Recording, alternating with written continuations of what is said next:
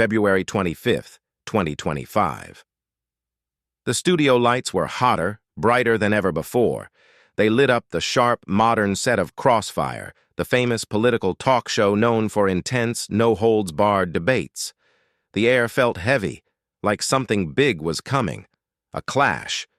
A storm. On one side sat Karoline Leavitt, just 27 years old, White House press secretary, rising star in Donald Trump's world. Smart, fearless, and always ready with a strong answer.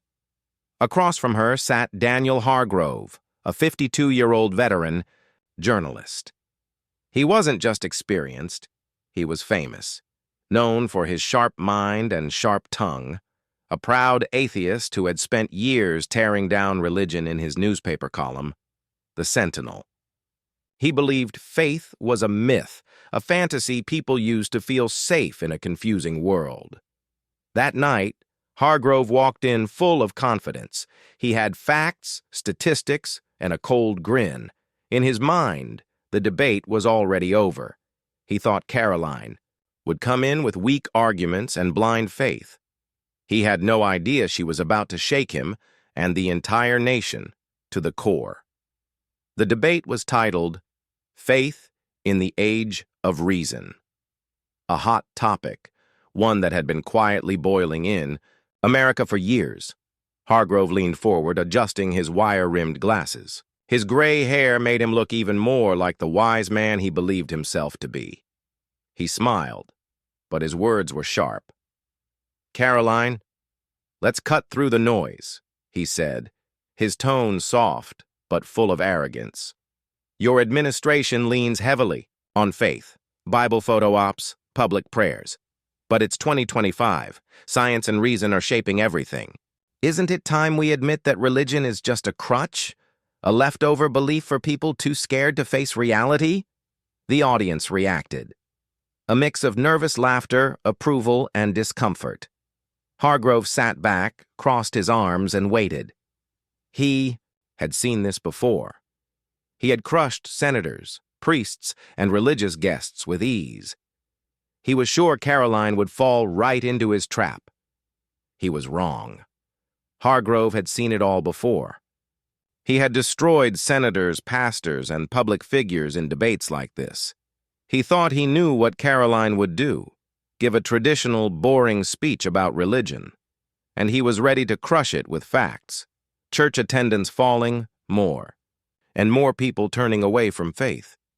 But Karoline didn't play his game. She didn't flinch. She didn't even blink.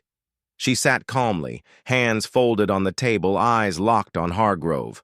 Her gaze was sharp, like she was looking through him, not at him. Then she spoke, her voice soft, but full of strength. Daniel, she said, you think faith is just a crutch because you see it like a theory, something to argue about. But faith isn't a number or a trend. It's not a chart. It's a lifeline.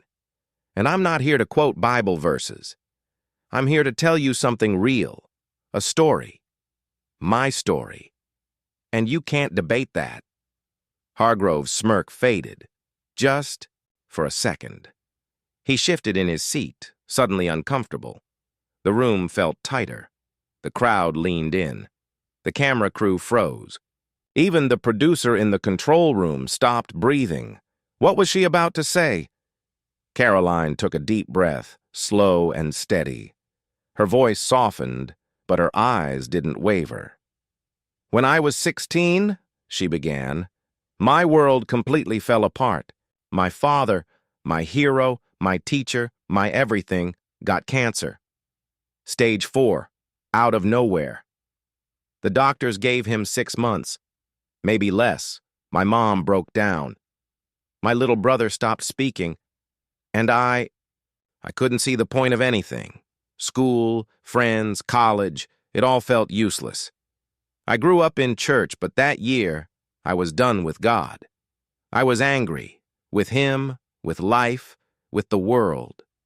I kept thinking, what kind of God lets a good man suffer like this? The room was silent. You could hear hearts beating. Even Hargrove, who always interrupted, just sat there, his pen hanging above his notebook still. This wasn't preaching. This was something else, raw, real, personal. Then she continued. One night, I hit rock bottom. My dad was in a nursing home, barely hanging on. I sat beside him and watched him struggle to breathe. And I broke. I didn't pray. I screamed. I told God, if you're real, prove it. Because I don't believe anymore. I went home, collapsed on my bed, and cried till there was nothing left. God had to prove it to me, Karoline said, because I had stopped believing. She paused, her voice low and broken. I went home, collapsed on my bed, and cried till there was nothing left inside me. Then something happened. The next morning, my phone rang. It was the nurse. She said, "Your father is awake." I was in shock. He hadn't been conscious for weeks, but now he was smiling. He asked for me. Karoline's eyes glistened. As she remembered, I ran back to the nursing home. I held his hand.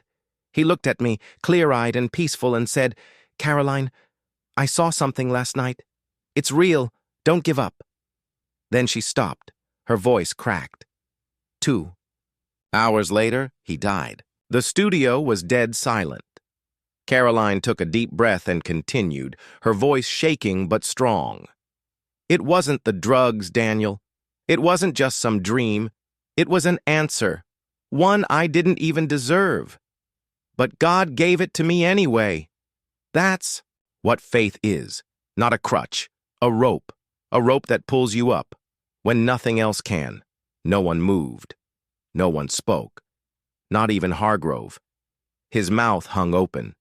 His pen lay still in his hand. The audience sat frozen.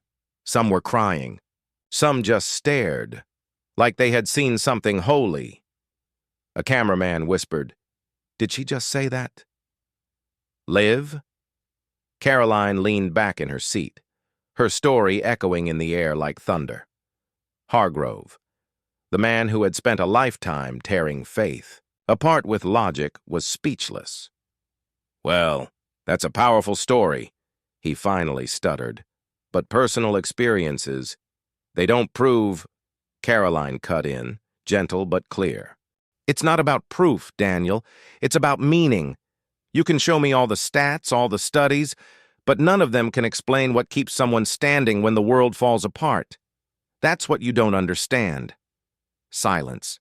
Thick, heavy, unshakable. Hargrove blinked. His usual weapons, charts, jokes, clever arguments, useless now. Even Lisa Tran, the host, sounded shaken. We're going to take a break," she said, her voice trembling. As the cameras cut away, the audience stayed still. Some whispered. Some wiped tears. Others just stared. Hargrove looked down at his notes, his confidence gone. Karoline stood up, nodded politely, and walked off the set. She left behind a room that would never be the same. And then, the world reacted within. Minutes the clip hit X, formerly Twitter. It went viral. Karoline Leavitt just silenced an atheist with truth. Millions watched. Millions shared. One user wrote, "I'm not even religious, but this moved me." Another wrote, "This isn't about proving God. It's about feeling him."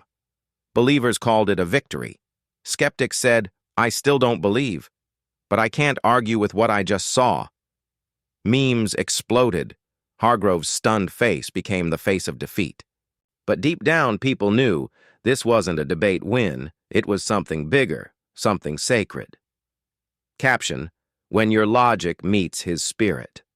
By the next morning, Karoline Leavitt's story was trending everywhere.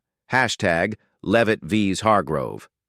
People didn't just watch the debate, they felt it. News channels called it the debate that stopped America. In the studio, people were still shaken. He didn't just win, a producer whispered to Lisa Tran. He rewrote the game. Backstage, Hargrove locked himself in his dressing room. No interviews, no statements, nothing. A man known for never backing down was silent. Later, someone close to him said he stayed up all night rereading his old articles and asking himself, was I wrong? The next day, February 26th, Hargrove tweeted just one sentence. Faith is not a debate, it's a life. Thanks for listening. That post exploded. Millions liked it, not just believers. Even agnostics and skeptics shared it, because this wasn't just about religion. It was something bigger, the need for hope, the search for meaning, the moment where facts end and faith begins. Karoline didn't quote verses. She didn't preach. She just told her story. A true, painful, powerful story. And somehow, it healed people. Hargrove came to tear faith down. Instead, he helped lift it up. That studio didn't go quiet because of defeat. It went quiet because of awe, a truth too deep to fight, a moment too real to ignore. And the echo of that moment? It's still moving, in the hearts of millions. So, now, we ask you, did Karoline Leavitt change Hargrove's mind? Did she change yours? This story is alive. It's not over. And we're just getting started. Like, share. Tell us what touched you most, because sometimes a debate becomes a revelation, and the world is still reeling.